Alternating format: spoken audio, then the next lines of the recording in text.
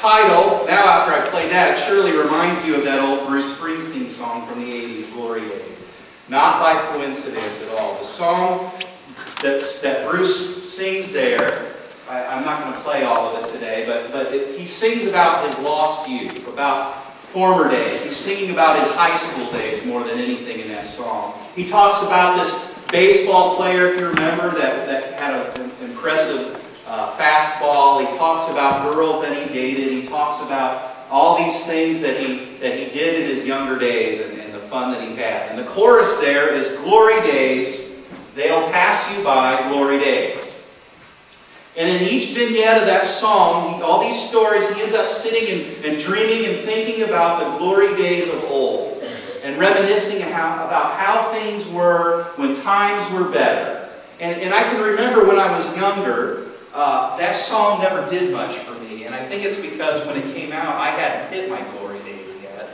And so I never really quite understood what he was talking about. But now, I must be getting older, because now I know exactly what Bruce was singing about in that song. And I guess that's because I'm past my glory days that he was talking about. And I know exactly what he's trying to say in that. Because I too sometimes will look back at about how things were, and I think, man, those were the good old days. Those, things were simpler, things were a lot more fun. Responsibilities weren't what they are now. I knew, if I knew then what I know now, I would have maybe lived differently. I would have really lived it up, those glory days. I was talking to a friend the other day, and this was prior to the elections, and he was trying to persuade me a little bit in his ideas, politically speaking. He falls on one side a little bit, but he was even telling me, even though I didn't quite agree with the era, I remember the 90s fondly, because I had more money then. I was able to go to school. Those were the glory days for him. And have any of you ever heard some of the music that's coming out today, and you think, this sounds terrible.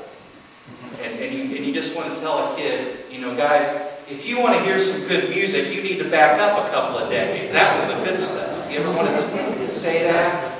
I'm sure your parents said that to you too. But anyways, sometimes reminiscing about how good things are is a good thing. It's a therapeutic thing. And I think we can learn from the past. I think history should be a teaching tool. It should help us in guiding our future by looking at the past. But sometimes I think getting lost in the glory days of old can be detrimental. I think sometimes getting stuck in the memories of how things were and this mentality of the good old days, the good old glory days, can keep us from the future glory days. And we see that happening in our passage today. In the book of Haggai, we're looking at just the very end of chapter 1 and leading into chapter 2. And Haggai was a prophet of God who came out of the time of the Babylonian exile, and when the Babylonians came and had taken over Jerusalem and were in control. And when the Babylonians had captured Jerusalem, they went in and they ransacked the temple and they destroyed it. And when they did that, that kind of destroyed the spirit of God's people at the same time. Solomon's temple was the focal point of their faith. It was where the worship of God Almighty took place. Prior to the temple, worship took place like in the tabernacle with the tent and everything. It was a little more mobile, a little more not quite as solidified as it was when the temple was built. More temporary. But then God's servant David began feeling the need of building a temple. And it wasn't his job to do that. God wanted his son Solomon to do it. But he prepared the materials for it. And then Solomon, his son, took those. And he went about building this magnificent temple. It was glorious. It was beautiful. Huge. And it was ordained with much gold and riches and much splendor. And it really was the jewel of the people of Israel. It was sort of the thing that they could hang their hat on. The temple stood as God's footstool, his place here on earth among his people. The presence of God was felt in that place.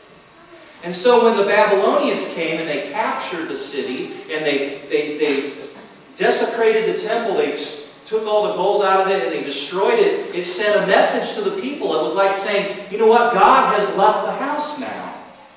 And the spirit of this once proud people was sort of annihilated at that point. And so for a while, a great while, there was no temple. And so it appeared to these people that the Lord had left. He had left his people out in the cold. Well, we know that God is a covenant-keeping God. And we know, because we can read the scriptures now, we know that he didn't fully leave. He was trying to teach those folks a lesson he had tried many, many, many, many times about. And it took that very hard lesson for them to realize they needed to turn back to God.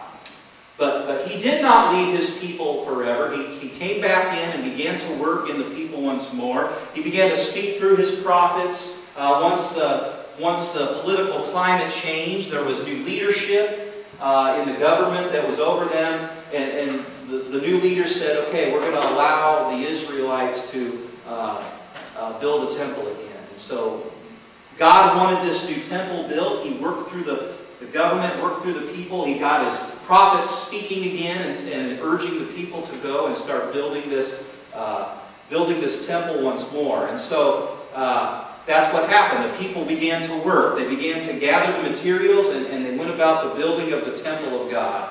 And it took some time to even get the base finished. And when they finished the base, they were excited about it. They celebrated about that. But then a curious thing happened.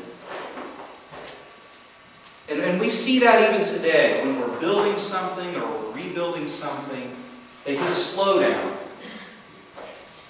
Some things cropped up along the way that stood in the path of getting this thing completed. There were voices that got louder, the voices of those who were opposed to the rebuilding of the temple. The enemies of Israel heard, and you can see this even prior to the building of it, but the enemies of Israel heard that they were rebuilding this temple, and they didn't like seeing that God's people were kind of getting back on track and getting back to basics again. And so they did all that they could to stop them from that. They threw wrenches into the mix to try to slow that thing down. And so the building was halted at that point. And it was that way for some time. And so the people of Israel no longer were concerned about the building of God's house. They kind of just tended to their own houses at that point. They left their hammers and their saws lying there, and they sat idle. Well, what happened? To be honest, God's people were as much to blame, if not more, for the lethargic condition and mentality of the people at that point. Yes, there was opposition, but what had happened, you see, was they lost heart in the project. It was hard work for one, yes it was. There was much opposition. Just like pretty much anything that's worth doing is bound to run into. And they lost sight of their mission. And some of that had to do with the old days, with the old glory days.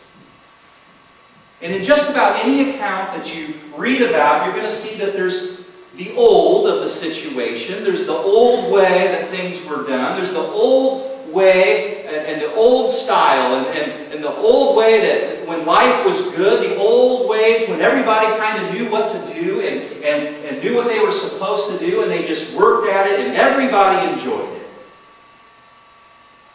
Some of it is like, if you remember that show All in the Family, Edith and Archie Bunker would sit at the piano and they would sing that song, Those Were the Days.